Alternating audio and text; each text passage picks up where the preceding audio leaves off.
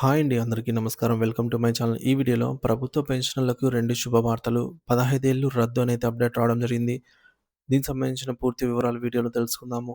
Video అయితే ఎక్కడ గాని స్కిప్ చేయకుండా ఎండ్ వరకు చూసేయండి. అప్పుడే ఇన్ఫర్మేషన్ పూర్తిగా అర్థమవుతుంది. అలాగే వీడియో చూస్తున్న ప్రతి ఒక్కరు వీడియోకైతే లైక్ చేయండి ఫ్రెండ్స్. ఈ వీడియోని తోటి పెన్షనర్ మిత్రులతో అయితే షేర్ చేయండి. కొత్తగా మన ఛానల్‌ని చూస్తున్నవారు ఇంకెవరైనా సబ్స్క్రైబ్ చేసుకున్నట్లయితే వెంటనే మన ఛానల్‌ని అయితే సబ్స్క్రైబ్ చేసుకోండి. సో, దీని ద్వారా నేను చేసే లేటెస్ట్ వీడియోస్ అన్నీ మీ వరకు రీచ్ అవుతాయి. ఇక ఆలస్యం చేయకుండా వివరాల్లోకైతే వెళ్ళిపోదాము. ఫ్రెండ్స్ ఇక విషయానికొచ్చినట్లయితే పెన్షనర్లకు అదిరిపోయే భారీ శుభవార్త. కాంపిటీషన్ 15 ఏళ్ల నుంచి 12 ఏళ్లకు తగ్గింపు. కనీస పెన్షన్ 25,000 పెంపు. సో, పెన్షన్‌లకు సంబంధించి ఒక అత్యంత కీలకమైన మరియు భారీ శుభవార్త వెలువడింది.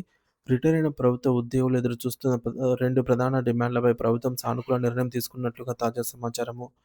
ఇందులో మొదటిది కమ్యుటేషన్ నిబంధనలో భారీ మార్పు. 15 ఏళ్ల నుంచి 12 ఏళ్లకు తగ్గింపు. పెన్షనర్లు చాలా కాలంగా ఎదురుచూస్తున్న ప్రధాన మార్పు ఇది. తమ పెన్షన్‌లో కొంత భాగాన్ని ఒకేసారి డబ్బుగా తీసుకున్న తర్వాత అంటే కమ్యుటేషన్ తీసుకున్న తర్వాత 15 ఏళ్ల పాటు రికవరీ పూర్తయ్యాక మాత్రమే పూర్తి పెన్షన్ పునరుద్ధరించడం అనేది ప్రస్తుతం ఉన్నటువంటి నిబంధన. అయితే 15 ఏళ్ల కాలాన్ని 12 ఏళ్లకు తగ్గించాలని పెన్షనర్లు డిమాండ్ చేస్తూ ఉన్నారు. ప్రభుత్వ కీలక ప్రకటన. ఈ నేపథ్యంలో ప్రభుత్వం ఒక కీలక ప్రకటన చేసింది.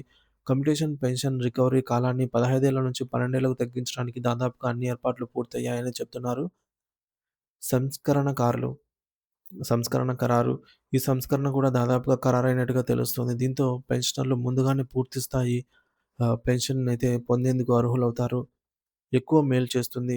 ఈ నిర్ణయం వల్ల రిటైర్ అయిన ఉద్యోగులకు గణనీయమైన మేలు జరుగుతుంది. వారికి 3 సంవత్సరాలు ముందుగానే పూర్తి పెన్షన్ అందుతుంది. ఇది వారి ఆర్థిక భద్రతను మరింతగా పెంచుతుంది. ఇక ఉదాహరణకు ఒక పెన్షనర్ 2010లో రిటైర్ అయ్యి కమ్యుటేషన్ తీసుకున్నట్లయితే ప్రస్తుత నిబంధన ప్రకారం 2025లో పూర్తి పెన్షన్ వచ్చేది. ఇప్పుడు కొత్త నిబంధనల ప్రకారం 2022లోనే వారికి పూర్తి పెన్షన్ అందుతుంది. అంటే 3 సంవత్సరాల అదనపు ప్రయోజనం అన్నమాట. కనీస పెన్షన్ 9,000 నుంచి 25,000కు పెంపు. పెన్షనర్ల మరో దీర్ఘకాల డిమాండ్ అయినటువంటి కనీస పెన్షన్ పెంపుపై కూడా ప్రభుత్వం సానుకూల నిర్ణయం తీసుకున్నట్టు సమాచారము. ప్రస్తుత పరిస్థితి. ప్రస్తుతం పెన్షనర్లకు కనీస పెన్షన్ అనేది 9,000గా ఉంది. ఇది నేటి ధరల పెరుగుదలతో పోలిస్తే చాలా తక్కువని పెన్షనర్స్ వాదిస్తూ ఉన్నారు. 25,000కు పెంపు. తాజా సమాచారం ప్రకారం కనీస పెన్షన్‌ను 9,000 నుంచి ఏకంగా 25,000కు పెంచాలని ప్రభుత్వం నిర్ణయించినట్టు తెలుస్తోంది. ఇది పెన్షనర్స్‌కి ఒక అద్భుతమైన వార్త. ఆర్థిక స్థిరత్వం. ఈ నిర్ణయం వల్ల లక్షలాది మంది పెన్షనర్లకు ఆర్థికంగా చాలా పెద్ద భరోసా లభిస్తుంది. వారి నెలవారీ ఖర్చును ఇది ఎంతగానో సహాయపడుతుంది మరియు గౌరవప్రదమైన జీవితాన్ని గడపడానికి తోడ్పడుతుంది. కమ్యుటేషన్ పెన్షన్ రికవరీ కాలాన్ని 15 ఏళ్ల నుంచి 12 ఏళ్లకు తగ్గించడం మరియు కనీస పెన్షన్‌ను 9,000 నుంచి 25,000కు పెంచడం వంటి ఈ 2 నిర్ణయాలు కూడా పెన్షనర్ల జీవితాల్లో గణనీయమైన సానుకూల ప్రభావాన్ని చూపుతాయి.